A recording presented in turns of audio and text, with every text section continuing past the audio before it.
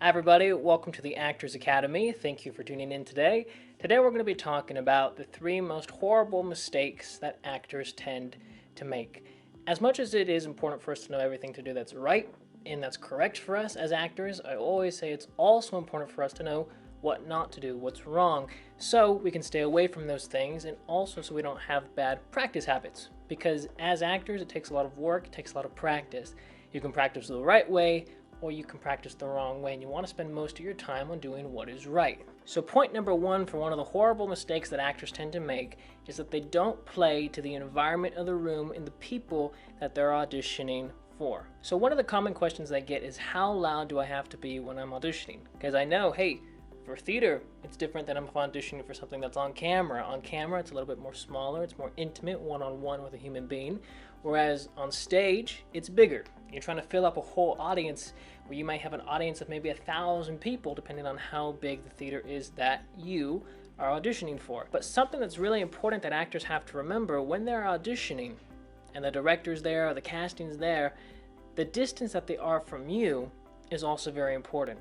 So if you're going to go and audition for a play, and the person's right in front of you, and you have to act and do the scene in front of them, you don't necessarily want to act like if you're going to act for 1,000 people.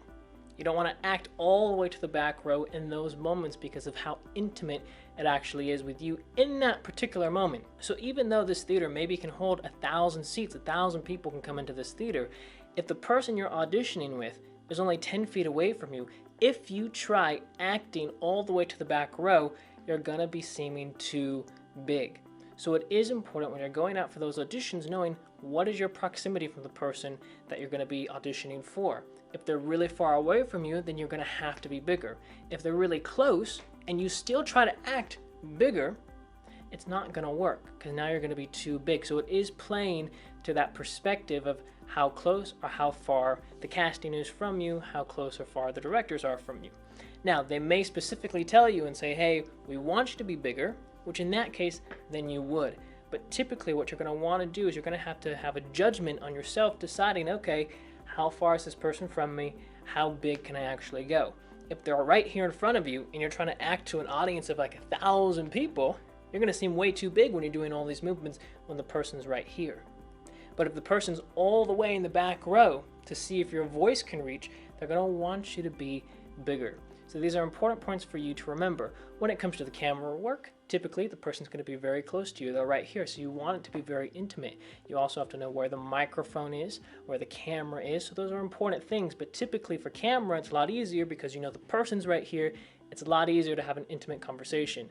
When you're auditioning, say, for theater work, it's a little bit different. Sometimes the person's right over here in front of you, sometimes they're 10 feet away, sometimes they're all the way in the back row. It just depends on the project, depends on the director, depends on the people casting that project. Point number two for one of the horrible mistakes that actors make, they look into the camera. You never, never, never want to look into the camera, especially in the middle of a scene. It looks very weird and it's very awkward. You always want to be focusing on the person that you're interacting with.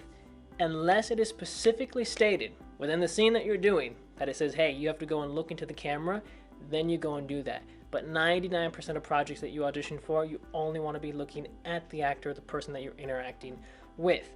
Now, I've only had, from my time of auditions, maybe 1 or 2 projects that have actually told me specifically, you're going to break away from the actor and you're going to look into the camera and say your lines. Out of all the projects, though, there's only been 1 or 2.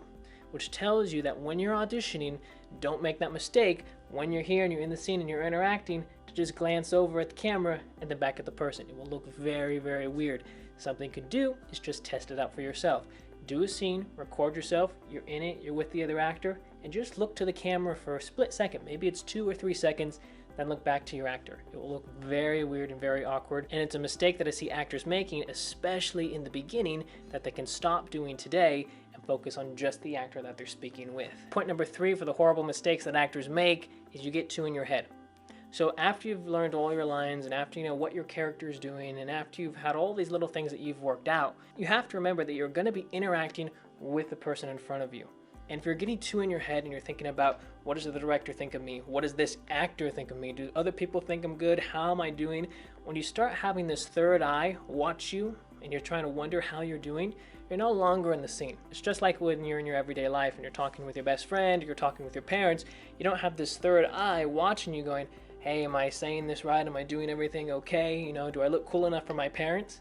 You don't have that third eye. But when the camera's on us, when we have directors or other actors watching us, then we get that third eye, and that's what you want to stay away from. When that third eye comes out and it starts watching you, it's very hard for you to do your best work, because now you're thinking about everything, no longer thinking about your scene with the other actor. So I hope this video helps you guys. Make sure you guys subscribe to the channel so you stay up to date with everything.